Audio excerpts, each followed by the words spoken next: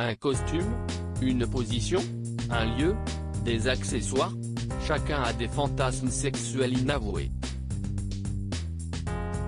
Si avoir des fantasmes est quelque chose de tout à fait normal, ils sont souvent entourés d'une certaine culpabilité et d'une appréhension à l'idée d'en parler à son compagnon. Avant de livrer ses fantasmes à son partenaire, il est important de le rassurer en lui précisant qu'on ne lui en voudra pas s'il ne souhaite, ou ne peut, pas réaliser ses désirs.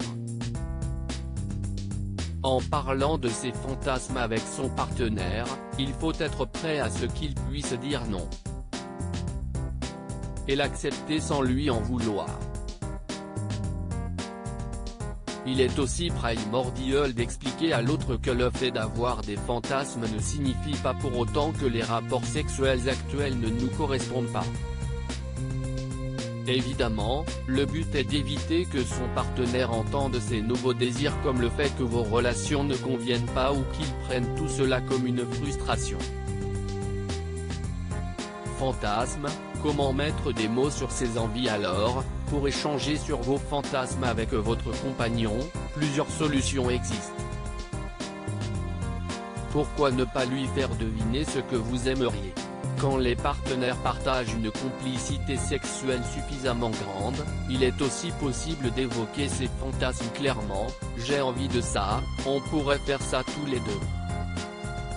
N'hésitez pas à lui expliquer précisément ce que vous imaginez pour lui donner envie d'assouvir ce désir ensemble. Les fantasmes sont des moteurs de la sexualité.